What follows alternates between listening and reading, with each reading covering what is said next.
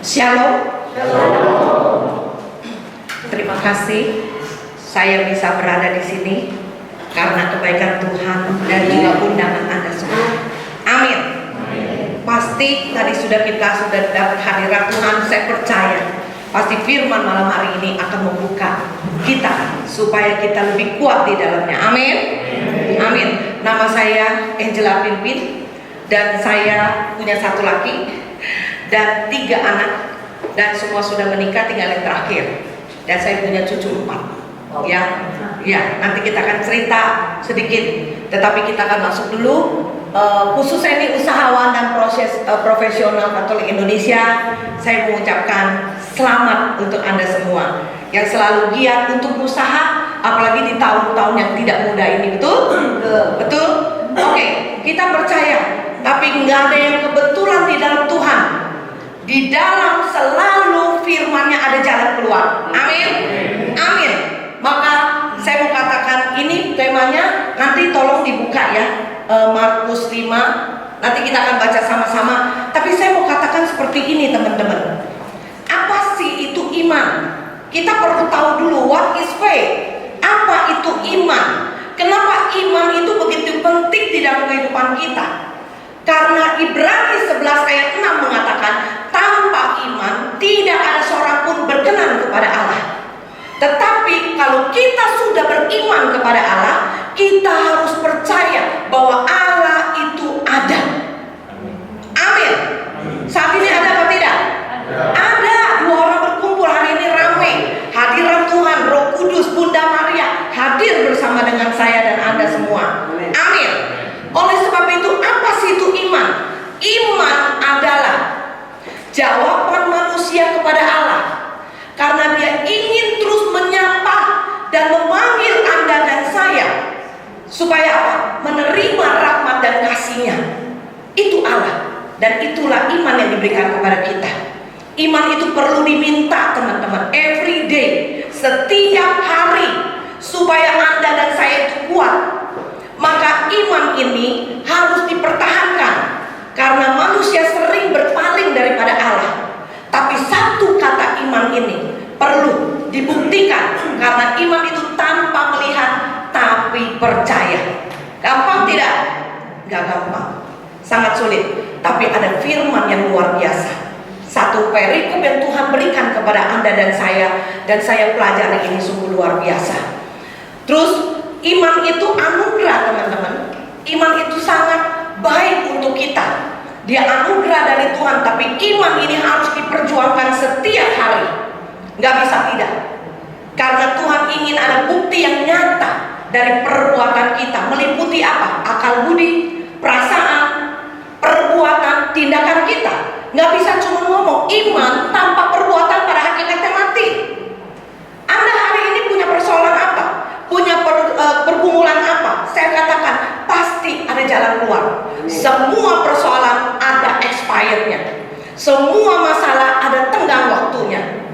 Mari kita baca di dalam firman ini yang amazing. Kurang jelas ya? Teman-teman bisa baca? Bisa ya? Yuk, yang bapak-bapak baca ganjil, yang perempuan baca genap. 1, 2, 3. Sesudah Yesus menyeberang lagi dengan perahu, orang banyak berbondong-bondong datang lalu mengunjunginya, sedang ia berada di tepi danau. Datanglah seorang kepala rumah ibadah yang bernama Yesus. Ketika ia melihat Yesus, tersungguhlah dia di depan kakinya Dan memohon dengan sangat kepadanya, anakku perempuan sedang sakit, hampir mati. Datanglah kiranya dan letakkan tanganmu atasnya, supaya ia selamat dan tetap hidup. Lalu pergilah Yesus dengan orang itu. Orang banyak berbondong-bondong mengikuti dia dan berdesak-desakan di dekatnya. Adalah di situ seorang perempuan yang sudah 12 tahun lamanya menderita darah. Ia telah berulang-ulang diobati oleh berbagai tabib, sehingga telah dihabiskannya semua yang ada padanya. Namun sama sekali tidak ada faedahnya, malah sebaliknya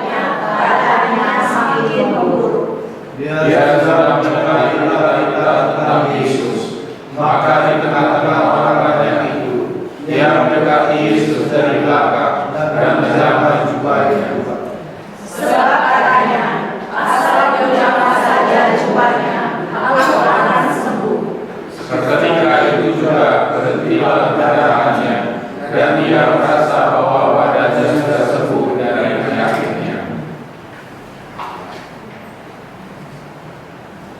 Pada ketika itu, Yesus mengetahui bahwa ada tenaga yang keluar dari dirinya. Lalu dia berbaring di tengah orang banyak dan bertanya, "Siapa yang menjamah jubahku?" Murid-muridnya menjawab, "Engkau melihat bagaimana orang-orang ini berdesak-desakan dan engkau bertanya siapa yang menjamah aku." Lalu ia memandang sekelilingnya untuk melihat siapa yang telah melakukan hal itu. Perempuan itu yang menjadi takut dan gemetar ketika mengetahui apa yang telah terjadi atas dirinya, tampil dan tersungkur di depan Yesus dan dengan tulus memberitahukan segala sesuatu kepadanya. Maka katanya kepada perempuan itu, "Hai anakku, imanmu telah menyelamatkan engkau. Pergilah dengan selamat dan sembuhlah dari penyakitmu." Ketika Yesus masih berbicara, datanglah orang dari luar rumah itu dan berkata, "Anakmu sudah mati. Apa perlu lagi engkau menyusah-nyusahkan guru?" Tetapi Yesus tidak menghiraukan perkataan mereka dan berkata pada orang ibadat, "Jangan takut, percaya saja." Lalu Yesus tidak memperbolehkan seorang pun ikut serta kecuali Petrus, Yakobus dan saudara Yakobus. Mereka tiba di rumah kepala rumah ibadat, dan di sana dilihatnya orang-orang itu menangis dan meratap dengan suara nyaring. Sesudah ia masuk, ia berkata kepada orang-orang itu, "Mengapa kamu ribut dan menangis?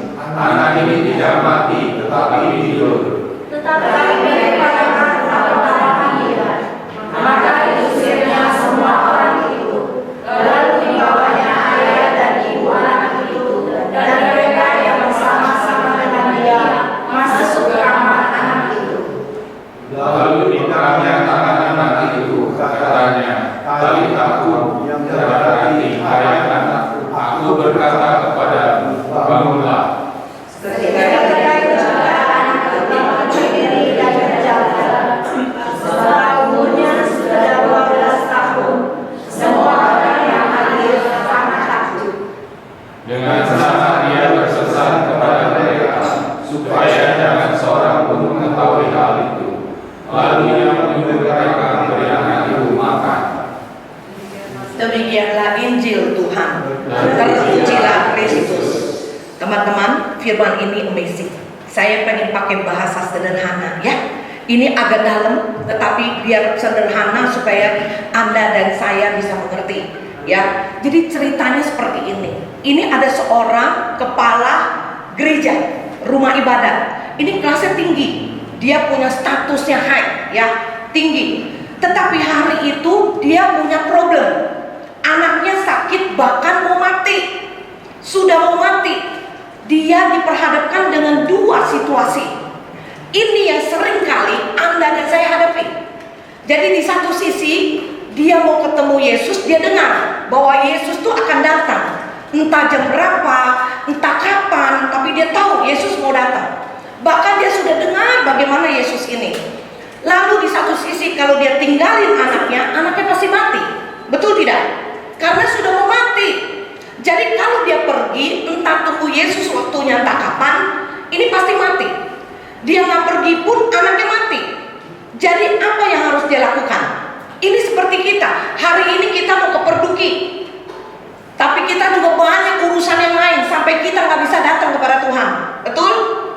Sama. Dia juga seperti ini. Tetapi Yairus mengambil satu keputusan yang paling tepat. Dia datang kepada Yesus. Waktu dia datang kepada Yesus, orang sudah bondong-bondong di sana, udah ramai banget. Terus dia tunggu di situ. Anaknya memang sudah mau mati.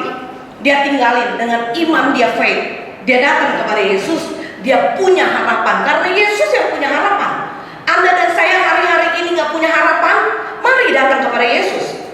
Itu jawaban yang tepat. Lalu dia datang ke sana. Perahu itu datang, Yesus datang, dan orang sudah banyak berbondong berbondong-bondong di sana. Lalu Yesus tahu nggak kira-kira apa yang diperlukan si Yairus? Tahu. Waktu Anda dan saya datang kepada Tuhan, Tuhan sudah baca pikiran kita apa yang kita inginkan. Waktu dia datang kepada Tuhan dengan penantian, Tuhan tahu apa yang dibutuhkan Yairus. Tapi teman-teman, saya mau katakan begini, apapun persoalan kita hari ini, ketika kita datang menghadap Tuhan, ketika kita datang bawa doa-doa kita kepada Tuhan, ada ujian iman. Ini yang perlu kita ingat baik-baik. Maka ketika dia datang ke sana, dia berjalan dengan Yairus, dia katakan, mari ke rumahmu Yairus. Tapi apa yang terjadi? Perkataan Yairus ini yang mengubah perasaan Tuhan, yang mengubah penundaan Tuhan. Maka hati-hati dengan perkataan kita ketika kita datang kepada Tuhan. Maka kita datang kepada Tuhan dengan motivasi yang bagaimana itu Tuhan lihat. Maka ibu-ibu, bapak-bapak hari-hari ini, Anda punya pergumulan apa? Waktu mau datang kepada Tuhan, cek dulu hati kita. Motivasi kita datang kepada Tuhan itu apa? Perkataan siapa namanya? Yairus seperti ini. Maka Tuhan bilang, renungkan siang dan malam. Dia katakan seperti ini, teman-teman. Tuhan, anakku sudah mau mati. Mari datang ke rumahku dan taruhlah tanganmu di atas kepalanya dan dia akan sembuh. Perhatikan sekali lagi, saya ngomong seperti ini. Tuhan, anakku sudah mau mati. Datanglah ke rumahku, taruhlah tanganmu di atas kepalanya dan anakku akan sembuh. Right or no? Salah. Ini yang sering kali kita ngatur Tuhan. Waktu Yesus datang, kita harus percaya bahwa anak kita pasti punya harapan. Tapi dia mengajar Yesus, kita sering mengajar Tuhan. Waktu ketika datang kepada Yesus, datang bawa doa-doa kita, Tuhan harus begini, begini, begitu, ini begini. Tuhan pending. Semua doa kita yang mengajarkan kepada Allah itu akan terjadi penundaan, delay. Waktu dia ngomong seperti ini, langsung Tuhan diam. Terjadi penundaan. Ujian iman itu sedang berlangsung kepada siapa? Yairus. Dan kepada siapa? Muridnya. Yesus datang bersama dengan muridnya. Anda dan saya ini murid Yesus. Malam hari ini Tuhan sedang bicara dengan Anda dan saya mengenai tentang faith ini. Betapa pentingnya faith ini. Maka ketika itu, apa yang terjadi? Penundaan itu. Di tengah kerumunan itu datang seorang perempuan pendarahan 12 tahun. Dia nggak bisa jalan. Orang 12 tahun, coba Anda dan saya bayangkan. Dia di situ ditulis sudah pergi ke tabib. 12 tahun nggak mungkin orang nggak pergi ke orang pintar kemana-mana. Dia udah cari semuanya, tapi nihil. Seringkali kita seperti itu. Kemana dengar ada, kita pergi cari supaya berusaha untuk bisa menyembuhkan kita, supaya bisa berusaha pekerjaan kita terobosan. Tapi salah. Ini Tuhan membuktikan kepada kita bahwa ketika perempuan 12 tahun yang sekian lama, dalam seketika pun dia bisa sembuh.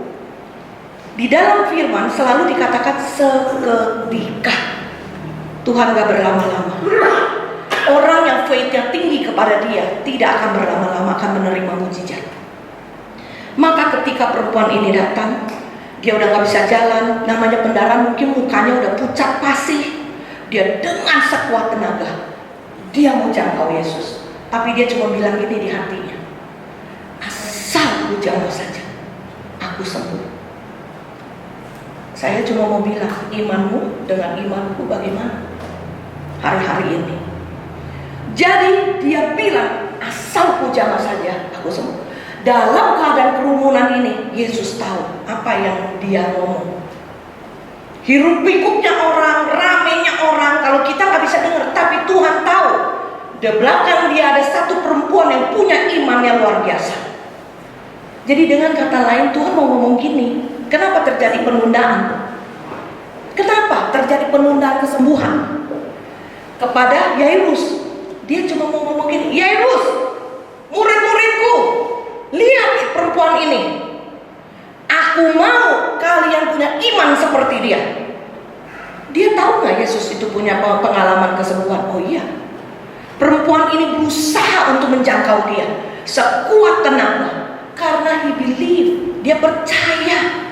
Tuhan seringkali bilang kita orang beriman harus percaya dengan apa yang kita doakan. Hari ini Anda dan saya ketemu Yesus di gereja. Kita harus percaya hari-hari ini. Maka ketika dia katakan seperti demikian, dia katakan kepada murid-muridnya, dan dia juga berkata kepada Anda dan saya malam hari ini, maka apa yang terjadi? Muridnya seperti Anda dan saya, selalu berpikir dari pikiran kita. Karena berbondong-bondong, Yesus bilang begini.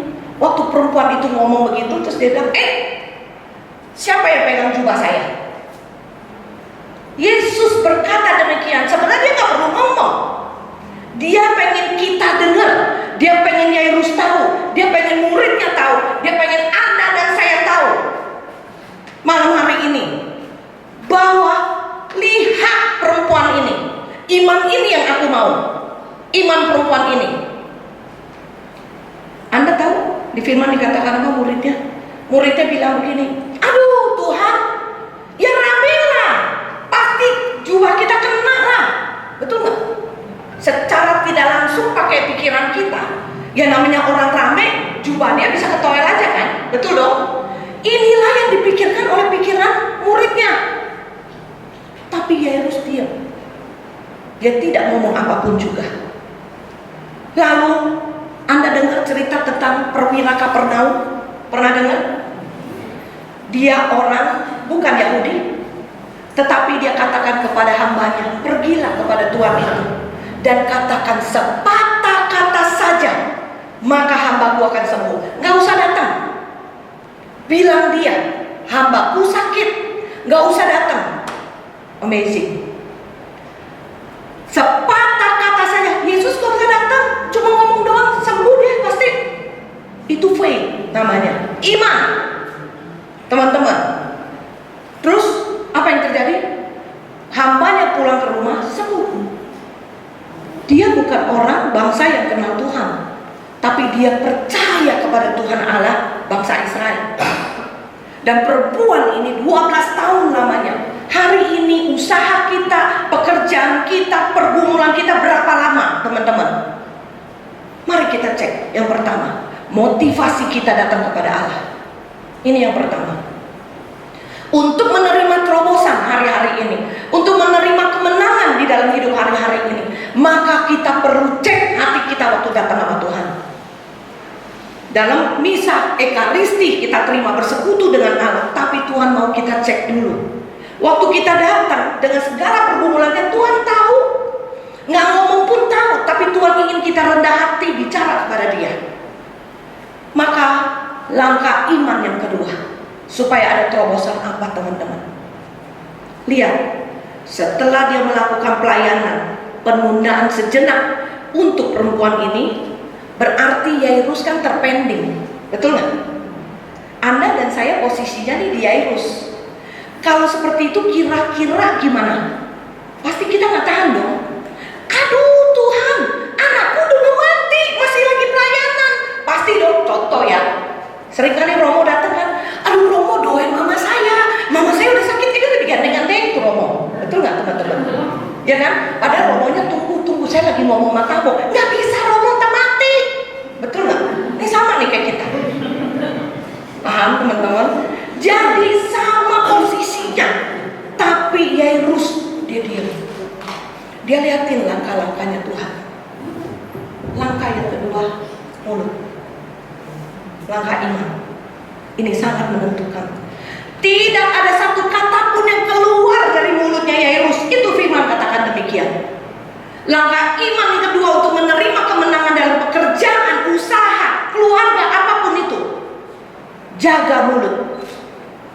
Apa itu mulut? Dia nggak ngomong, dia perhatiin aja Tuhan kerja. Dia sabar. Yang kedua tuh sabar dan jaga mulut. Anda ingat Yesus pergi sama muridnya di dalam perahu? Ada? Terus Yesus kemana? Tidur di buritan kan? Soimuk, suiciau. Iya kan? Nah. Terus ngapain tuh muridnya? Di atas, angin kenceng. Angin kenceng kan? Terombang ambing, betul? Badai ombak besar itu perahu.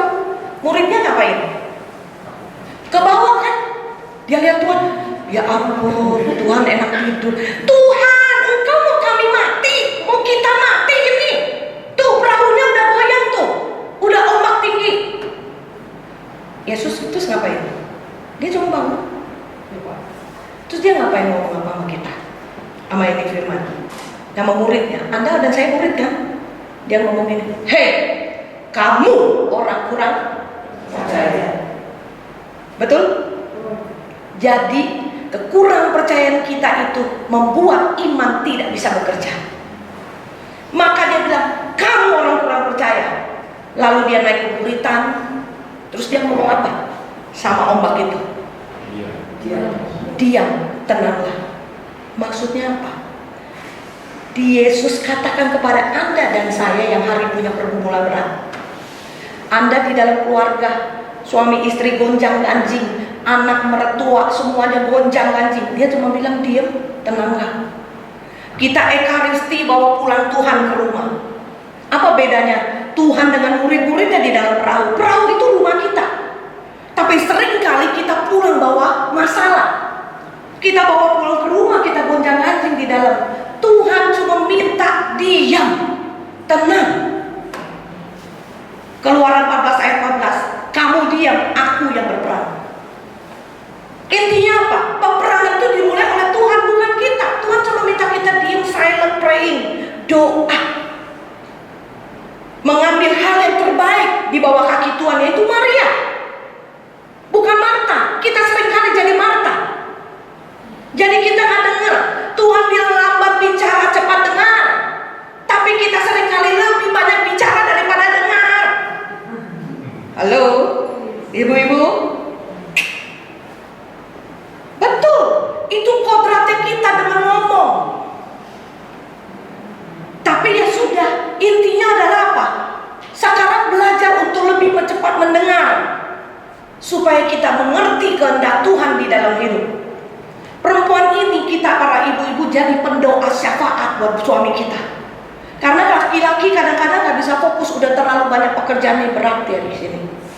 Jadi kita yang di belakang dukung pakai doa. Jadi langkah yang kedua adalah silent treatment. Gampang nggak untuk nggak bicara, teman-teman? Belajar untuk lebih banyak diam. Waktunya bicara, waktunya tidak, semua ada waktunya. Pengkhotbah katakan semua ada waktunya. Maka teman-teman, langkah iman yang ketiga, setelah dia lewatin tahap yang kedua, dia diam, dia lolos ujian yang kedua. Seringkali mulut kita, perkataan kita yang menghambat segala pekerjaan kita, bisnis kita, usaha kita. Maka saya sering katakan kepada teman-teman, kalau ngomong ditanya, kalau bisnis apa? Hari ini gimana bisnisnya? Seringkali kita jawabnya apa? Apes nih, bohoki nih, terus aja ngomong begitu. Betul nggak? Benih yang kamu tabur akan bertumbuh menjadi negatif. Karena setiap perkataan kita itu benih. Maka saya sering ajarkan, jangan ngomong apes, jangan ngomong nggak bisa, jangan ngomong apapun juga. Ngomong begini. Kalau ada orang tanya gimana bisnisnya kok? OTW, on the way, come, Cenmaya, iya, Cenpak Layo, ya dong. Jadi bilangnya on the way, keren. Jadi lagi datang. Itu iman, faith. Sekalipun kita belum melihat, tapi kita sudah percaya. Karena waktunya adalah waktu Tuhan. Maka kalau lagi dalam proses, jangan dipotong prosesnya. Justru ketika proses datang, cepat tidak cepat, jawaban doa kita dijawab cepat apa tidak, itu tergantung ketaatan iman. Apa itu ketaatan iman? Penyerahan diri kepada Allah dengan percaya penuh. Maka ini akan cepat. Kenapa kita lama? Karena bersungut-sungut. Pak, duit dong, mama mau ke pasar. Aduh nggak ada, cuma gopek. Kemarin gopek, sekarang gopek. Cetil dong. Mulutnya direm, Bu. Kalau ngomong begini diputar sama Tuhan. Bangsa Israel 40 tahun. You mau cuma karena uang saya 40 tahun baru dapat kau? Jadi hati-hati dengan perkataan kita. Perkataan itu adalah tumbuhan, benih. Iya, saya tahu belum kelihatan, tapi saya tunggu waktu Tuhan akan datang. Amin. Terus ngapain? Sukacita nyanyi tadi. Ya kan? Terima kasih, surga melihat Allah bertata di atas pujian. Hei, malaikat siapa yang lagi nyanyi? Pimpin, kasih tuh chair, kasih chair. Iya, coba kalau ngeluh, siapa yang lagi ngeluh? Pending. Mau yang mana? Halo, ya kan? Yang ketiga, setelah itu Tuhan bilang, ayo kita ke rumahmu. Langkah ketiga ini belum sampai ke rumah Yairus, ke rumah ibadat itu, keluar hambanya. Tuhan, anakmu mati. Rasanya gimana? Seringkali nggak jawaban kita tidak terjawab. Kelihatannya udah mau terjawab, tapi nggak terjawab, nggak jadi harapan. Yairus tetap percaya, karena Yesus sudah sama dia. Dia diam. Tapi Yesus yang marah. Langkah yang ketiga, kita seringkali dapat temen yang gak benar. Baru dari gereja udah berdoa, aku taruh semua doa-doaku di mesbahmu Tuhan. Terus Tuhan bilang, pergilah dan percayalah. Waktu kita pulang, kita pergi keluar rumah, keluar gereja, ketemu teman. Gimana? Lu punya bisnis? Gimana keluarga lu? Ya sudahlah, gua sudah berdoa. Berdoa. Emang berdoa bisa jawab? Lu nggak cari makan bisa? Seringkali kita ketemu teman gitu. Saya cuma mau katakan kepada teman-teman, kalau kita sudah bersama dengan Yesus, kita sudah mendaraskan doa kita, kita harus percaya sama doa kita. Sekalipun ada orang yang membawa kita motivasinya beda dan tidak membuat iman kita bertumbuh kepada Allah, jauhkan. Anda harus yakin dan percaya. Berapa banyak kita seringkali nggak punya jalan, kita tanya sama orang nggak tepat. Betul? Cari tahu, apalagi ibu-ibu paling gampang. Masalah keluarga, kalau bisa satu kampung dengar. Sorry, aku harus ngomong seperti ini ya. Kenapa mesti orang lain yang selesaikan? Taruh di bawah kaki Tuhan, bentangkan di hadapan Tuhan. Maka Tuhan akan melihat apa yang kau terima. Ngomong ke tempat orang gak tepat, dia bikin tambah kacau keluarga kita, dia bikin tambah kacau usaha kita, dia bikin apalagi dia iri hati sama kita. Betul gak teman-teman? Pergaulan itu penting teman-teman. Jadi ketika kita lagi punya masalah apapun itu, lihat siapa yang datang kepada kita. Ada utusan setan atau utusan Tuhan? Ada orang datang beri kita harapan, udah gak apa-apa, nanti juga lu bisa bangkit lagi. Betul? Tapi ada yang bikin kita tambah ngedown, takut-takutin kita. Bagaimana pandemi yang kemarin?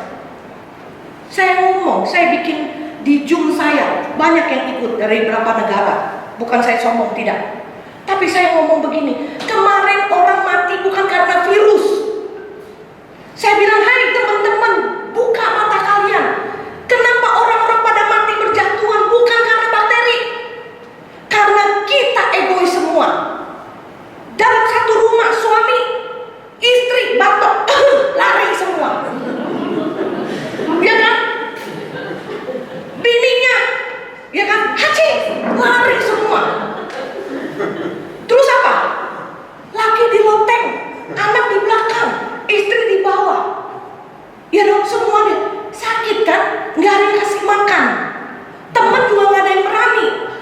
Ada handphone pun nggak bisa digunain.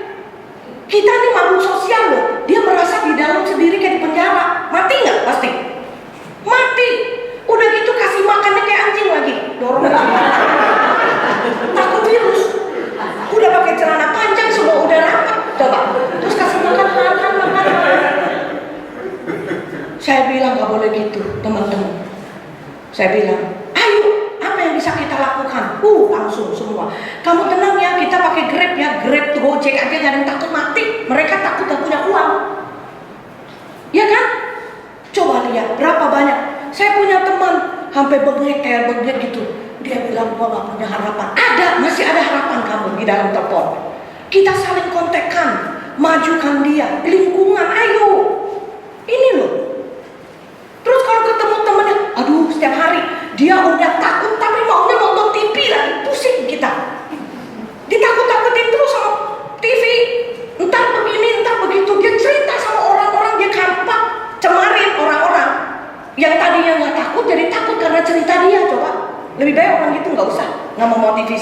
evaluasi kita dan menjauhkan kita daripada Tuhan, lebih baik kita nggak usah doakan dia. Ini loh.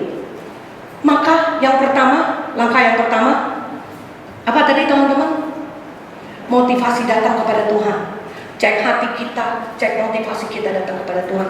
Kita datang cuma hanya untuk barter atau kita mengasihi dia, love him.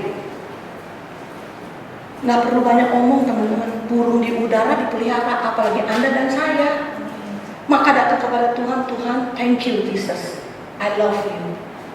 Kira-kira dia tahu nggak persoalan kita? Tahu. You hari ini nggak makan loh, beras kagak ada, sayur kagak ada, dia tahu semua. Tapi dia punya malaikat berlaksa-laksa, betul? Saya tinggal di PIK 2 teman-teman. Ketika itu ada teman yang kirim saya bakso tong ini, ya. Terus nyasar ke nomor 35 di belakang saya. Teman saya bilang, udah kirim, udah sampai, udah 4 jam. Saya bilang belum. Terus apa yang terjadi? Satpam datang. Bu, ini ada makanan kenyasar ke 35, ya dong. Terus saya bilang, oh ya, kenapa Pak? Enggak, orangnya COVID, ibu masih mau terima nggak? Saya bilang, Pak, berarti rezeki dia. Walaupun untuk saya, tapi nyasar ke sana berarti Tuhan yang kirim. Jadi Tuhan bilang, Pin, kamu sudah gendut, nggak usah. Ya, jadi dia belokin di sana. Itu orang lagi sakit, you masih kuat.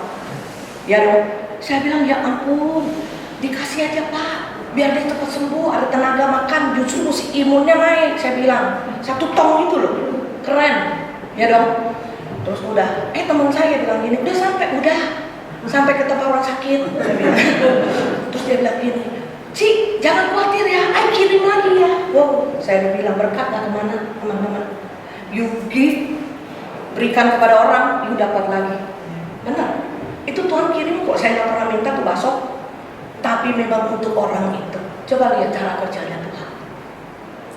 Dia sembuh, dia datang. Terima kasih ya dek. Kalian tahu tuh siapa? Mualaf, orang Islam. Dan saya bilang, iya bu, gak apa-apa. Saya bilang, yang penting ibu sehat ya. Iya dek, dia bilang. Jadi tetangga. Baik, coba lihat. Dia sembuh karena tuh bakso salah. Coba. Jadi kita kadang-kadang nggak bisa pikir gini. Jadi hidup ini, jadi nggak perlu takut soal nggak makan, nggak itu apa gitu, tetap nggak usah takut. Saya mau ngomong begini kenapa? Tuhan kalau mau kita pergi dengan COVID tadi, virus aja sedikit, batuk-batuk langsung jatuh. Jangankan sampai luka nggak bisa ngapa-ngapain, betul tidak? Tapi kalau Tuhan ingin kita umur panjang, Dia akan beri kita sehat. Amin. Amin. Itu faith, iman.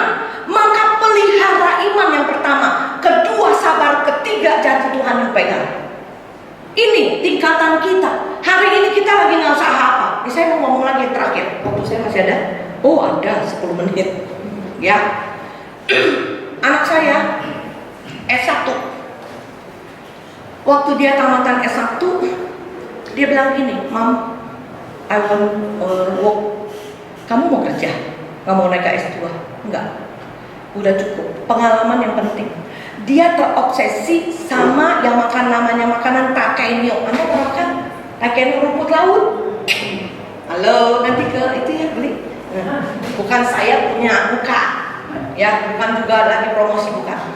Dia beli ini, anak muda Thailand menciptakan ini, dari susah dia menciptakan ini jadi orang terkaya sekarang. Anak saya terobsesi karena memang dari kecil dia hobi makanan-makanan luar tuh, yang snack-snack luar gitu, sama susu-susu gitu. Terus dia bilang, aku mau kerja di pabrik yang kayak gini nih. Ya udah, you searching, Mami support you.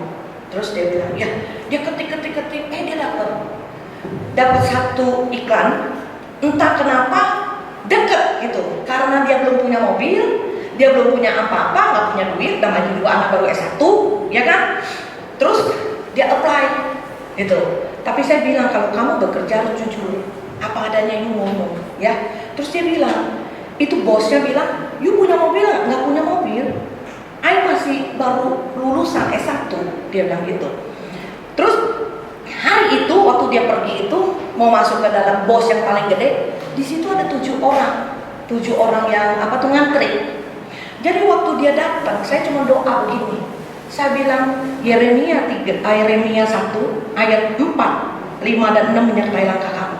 Saya bilang, karena Tuhan bilang, jangan pernah engkau katakan kau muda, tetapi Tuhan akan menaruh perkataanku di dalam mulutmu. Jadi kamu pergi untuk cari kerja itu. Anda tahu, waktu dia pergi ke situ, saya bilang, dia pasti terima.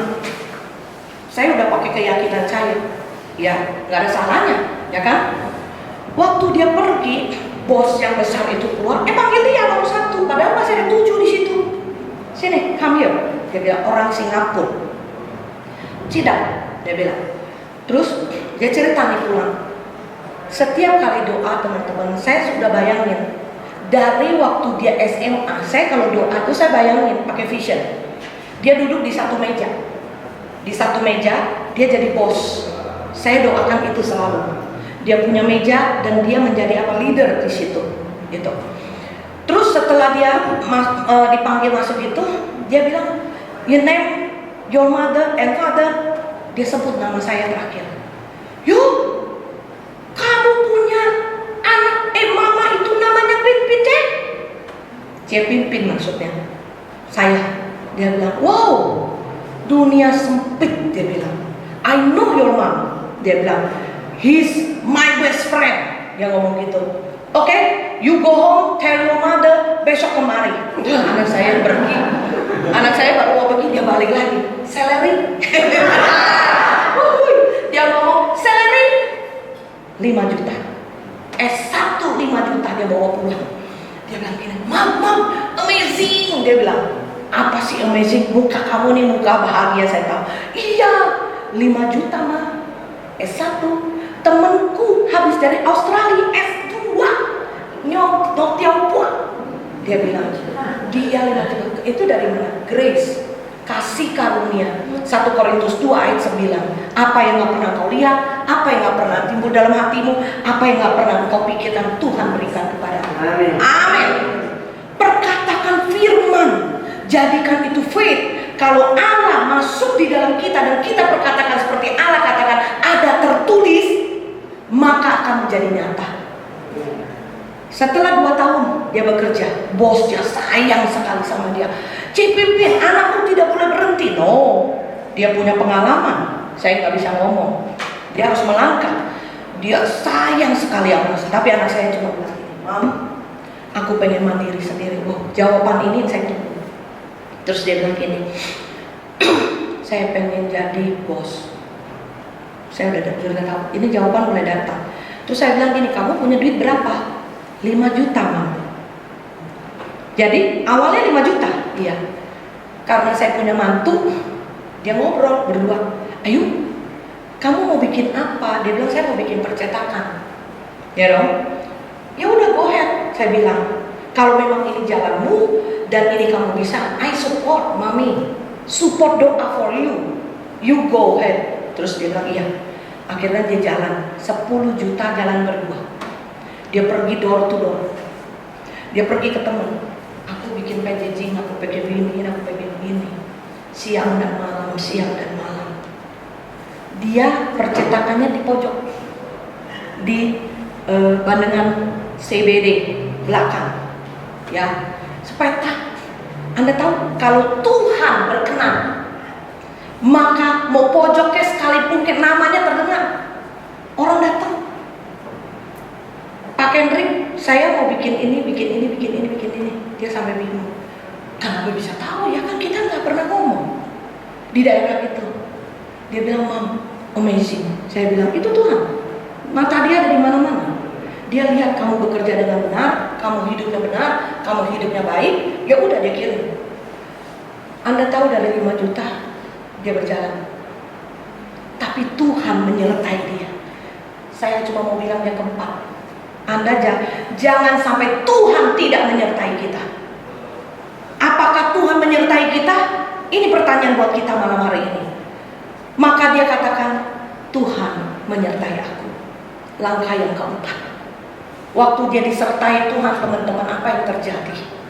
Di tengah-tengah sebelum pandemi, 3 tahun yang akan datang. Dia juga nggak pernah tahu, saya nggak pernah tahu, Anda juga nggak pernah tahu akan pandemi. Di tengah-tengah itu Tuhan settle.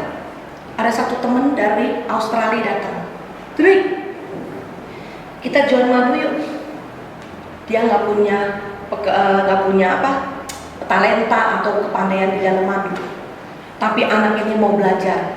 Dia terus mau belajar, upgrade hidupnya.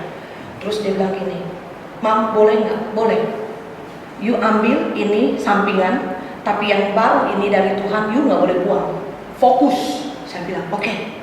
Jadi dia fokus yang pertama yang Tuhan kasih. Banyak kita nggak fokus. Dia fokus, tapi dia jalani sambilan. Dia mulai dari teman-teman. Try, my honey. Anda tahu percaya dan tidak percaya. Saya dulu hamil dia 5 kilo 260, besar banget. Dan saya punya itu ngidam saya itu madu dan kacang hijau. Jadi kalau minum itu pakai baskom, ditaruh di dalam, iya, makanya 5 kilo lebih kan. Jadi sekarang dia jadi bos honey, jadi bos madu. Udah gitu di tengah jalan itu, waktu dia jalan dengan setia, boom, 3 tahun pandemi. Percetakan nihil. Tapi dia punya madu, boom. Ini lebih gila daripada percetakan dia. Semua rumah sakit, semua orang Tuhan yang promosiin, entah dari mana.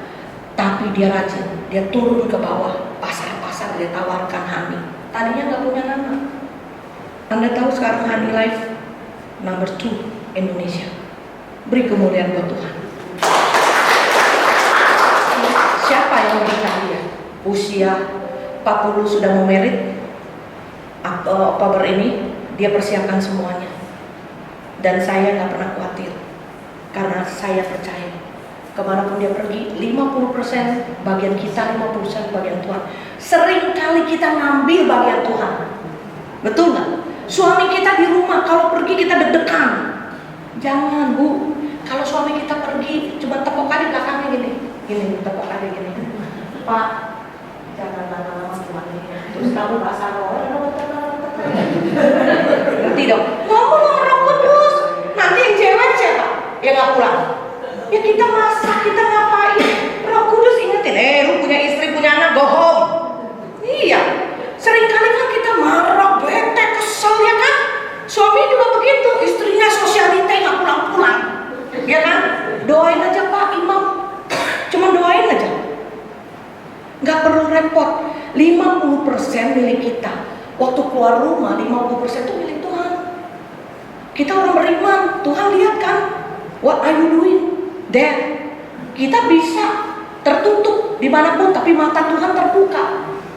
Nah gitu aja. Akhirnya anak saya melangkah, terus dia bilang, saya cuma bilang sama dia, setelah kau naik, jaga hatimu dan kerendahan hati. Itu porsi kita. Mau di bawah, mau di atas, tetap kita adalah orang yang gak berubah. Itu poinnya. Nah maka malam hari ini saya sangat bersyukur perjalanan iman anak saya juga, dia bertumbuh dengan baik. Bukan bilang tidak naik turun, tetapi imannya tetap dipantau dan imannya makin bagus. Suami istri bersatu mendoakan dia. Kuasa doa orang tua sangat penting buat anak-anak zaman sekarang. Anda tahu ini sekarang sangat menakutkan ibu-ibu. Bapak yang kerja, apalagi zaman-zaman sekarang tercuri waktu begitu banyak, apalagi sekarang ini untuk mensuplai keluarga. Saya katakan kepada keluarga-keluarga muda, saya ngajar di MRT, saya juga bilang, kalian jangan lagi lupa sama keluarga. Bahaya. Kalau kamu kejar, gak ada kepuasan, kamu kejar materi sedemikian rupa, bahaya buat masa depan anak-anakmu. Karena sekarang homoseksual, lesbian, dan bahkan obat-obatan itu nggak bisa lagi. Dunia ini udah kacau. Di luar ditangkap orang, di dalam kita yang nangkep. Jadi intinya adalah jadikan anak-anak kita, fondasi kita, supaya generasi kita yang akan datang itu benar-benar punya dasar yang kuat, iman yang kuat kepada Allah, dan dia tidak akan tercuri apapun juga. Amin. Tuhan Yesus memberkati teman-teman semua.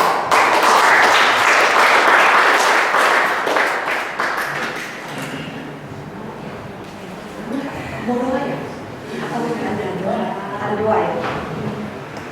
Oke, mari kita bangkit berdiri.